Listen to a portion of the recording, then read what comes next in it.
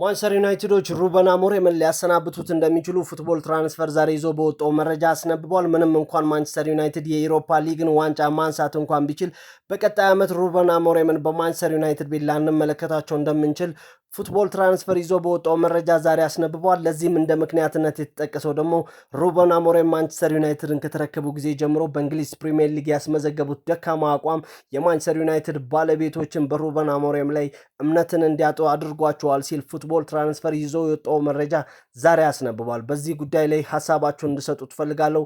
ኮመንት ላይ ሀሳባችሁን እንድታጋሩ እንፈልጋለን። ኒዋኪን ስፖርትን ፎሎ ካላደረጋችሁ የፕላስ ምልክቷን እየተጫናችሁ ቤተሰብ እንድትሆኑ እንጠይቃለሁ። ኒዋኪን ስፖርት።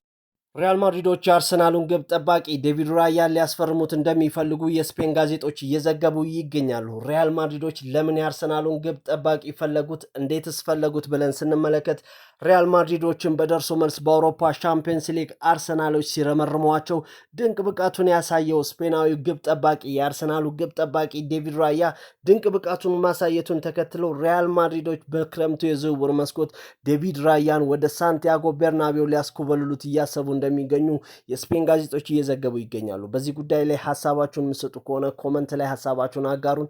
ኒዋኪን ስፖርትን ፎሎ ካላደረጋችሁ የፕላስ ምልክቷን እየተጫናችሁ ቤተሰብ መሆናችሁን አዘንጉ።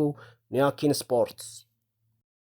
ጀርመናዊ የባርሴሎና አሰልጣኝ ሃንሲ ፍሊክ ለተጨማሪ 1 ዓመት ከባርሴሎና ጋር የሚያቆያቸውን ውል ለመፈራረም ከስምምነት ላይ መድረሳቸውን ውስጥ አዋቂ መረጃዎች እየዘገቡ ይገኛሉ። ባርሴሎናዎች በዘንድሮው ዓመት የላሊጋ ዋንጫ ማንሳታቸውን እርግጠኛ ሲሆኑ ባርሴሎናዎች የጀርመናዊን አሰልጣኝ ሃንሲ ፍሊክን ውል ይፋ ያደርጋሉ ተብሎ እየተጠበቀ ይገኛል።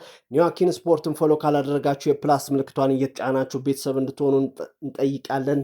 ኒዋኪን ስፖርት። የማንቸስተር ዩናይትድ የተከላካይ ስፍራ ተጫዋች የሆነው ሌኒ ዮሮ የደረሰበት ጉዳት ለክፉ የሚሰጥ እንዳልሆነ እና ለኤሮፓ ሊግ የዋንጫ ጨዋታ ለፍጻሜው ጨዋታ ሊደርስ እንደሚችል ሩበን አሞሪም ተናግረዋል። ይህን ተከትሎም ከተጫዋቹ ጋር ተያይዞ እየተነሱ የሚገኙት ወደ ሪያል ማድሪድ ሊያቀና ይችላል እየተባለ የሚነዛው ወሬ ሁሉ ውሸት እንደሆነ የማንቸስተር ዩናይትድ አሰልጣኝ ሩበን አሞሪም ዛሬ ይፋ አድርገዋል። ኒዋኪን ስፖርትን ፎሎ ካላደረጋችሁ የፕላስ ምልክቷን እየተጫናችሁ ቤተሰብ እንድትሆኑ እንጠይቃለን። ኒዋኪን ስፖርት። ሪያል ማድሪዶች የቀድሞ ተጫዋቻቸው የሆነውን ዣቪ አሎንሶን ከባየር ሌቨርኩሰን የካርሎ አንቸሎቲ ምትክ አድርገው ለ4 ዓመት ወደ ሳንቲያጎ ቤርናቤው ሊያመጡት እንደተስማሙና የውል ስምምነታቸውም እንደተፈረመ ፋብሪዚዮ ሮማኖ ሂር ዊ ጎ ሲል ዘግቦታል። ይህን ተከትሎም ዣቪ አሎንሶ በሳንቲያጎ ቤርናቤው ቤት እስከ 2028 ድረስ የሚያቆየውን የውል ኮንትራት እንደተፈራረመ ይፋ ተደርጓል። ኒዋኪን ስፖርትን ፎሎ ካላደረጋችሁ የፕላስ ምልክቷን እየተጫናችሁ ቤተሰብ መሆናችሁን አዘንጉ። ኒዋኪን ስፖርት።